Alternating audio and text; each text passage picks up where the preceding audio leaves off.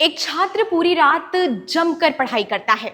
माँ बाप अपनी कमाई का आखिरी पैसा कोचिंग में लगा देते हैं। घर वाले सपने देखते हैं कि बेटा डॉक्टर बनेगा, सरकारी नौकरी करेगा।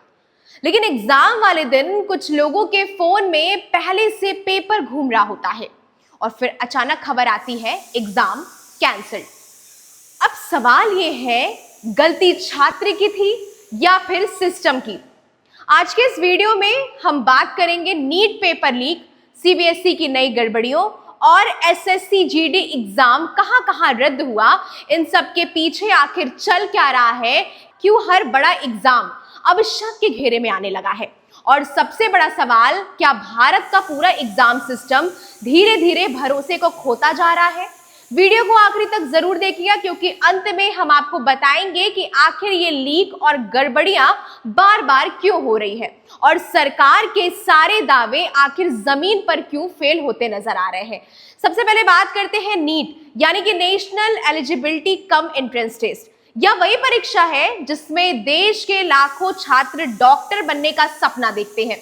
लेकिन पिछले कुछ समय से नीट सिर्फ एग्जाम नहीं बल्कि विवाद का दूसरा नाम बन चुका है। पेपर लीक के आरोप, solver gang, Telegram channels, WhatsApp group और करोड़ों रुपए का खेल। बिहार से लेकर राजस्थान तक कई राज्यों में 5 एजेंसियों ने छापेमारी की।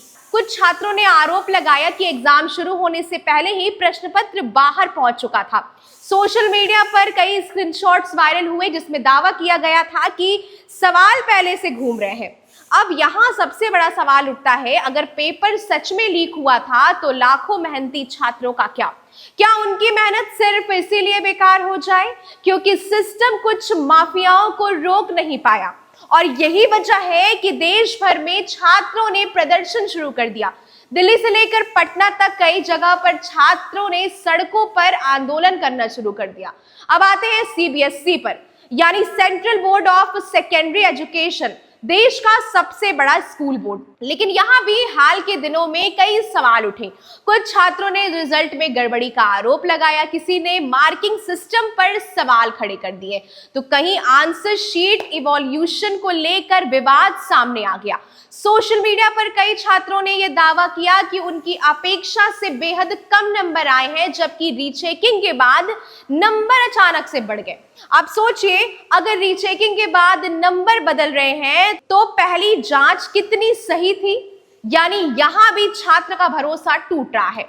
और अब बात एसएससी जीडी की। एसएससी जीडी यानी कि staff selection commission general duty, यह वही परीक्षा है जिसमें लाखों युवा इसीलिए एग्जाम देते हैं ताकि उन्हें बीएसएफ, सीआरपीएफ जैसी फोर्सेस में नौकरी मिल सके।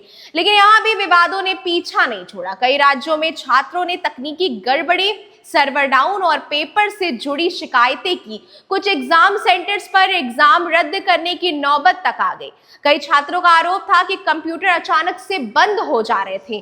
कुछ का कहना है कि उनका एग्जाम टाइम ही कम हो गया। अब आप खुद सोचिए, एक गरीब परिवार का लड़का जो गांव से बाहर तक किराया लगाकर सेंटर तक पहुंचता है, वो अगर सिस्टम की गलती से एग्जाम नहीं दे पाए तो उसकी भरपाई आखिर कौन करेगा? और यही वो गुस्सा है जो आज सोशल मीडिया पर साफ दिखाई पड़ रहा है। चाहे वो इंस्टाग्राम हो, फेसबुक हो, यूट्यूब हो, हर जगह छात्र एक ही सवाल पूछ रहे हैं, क्या मेहनत करने का कोई फायदा भी है? अब यहाँ सरकार पर सवाल उठाना तय है, क्योंकि हर बार यही कहा जाता है कि सिस्टम बिल्कुल मजबूत किया जा रहा है, सिक्योरिटी बढ़ाई जा रही है, लीक्ड इम्पॉसिबल है, लेकिन फिर भी पेपर बाहर कैसे आ जाते हैं? हर साल नए दावे होते हैं, लेकिन हर साल नया विवाद भी सामने आता है।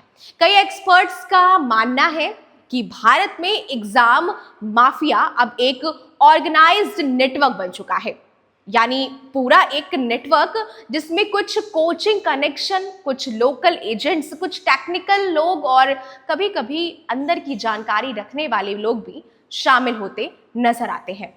हालांकि जांच एजेंसियां लगातार कार्रवाई कर रही हैं, लगातार इस बात की जांच कर रही हैं, लेकिन बड़ा सवाल यह है कि कार्रवाई हमेशा घटना के बाद ही क्यों की जा रही है? पहले रोकने वाला सिस्टम आखिर कहां चला गया है? और शायद यही वजह है कि आज का युवा सबसे ज्यादा फ्रस्ट्रेटेड महसूस कर रहा है, क्योंकि उसे लगने लगा है कि मेहनत से ज्यादा सिस्टम में जुगाड़ चल रहा है। और अगर यही चलता रहा ना, तो आने वाले समय में सबसे बड़ा नुकसान सिर्फ छात्रों को नहीं बल्कि पूरे देश के भरोसे का होगा, क्योंकि जिस देश का एग्जाम सिस्टम कमजोर हो जाए वहां युवाओं का भविष्य भी असुरक्षित हो जाता है। इस खबर पर अपनी प्रतिक्रिया जरूर साझा करिएगा। तब तक के लिए बने रहें जनपद के साथ। धन्यवाद।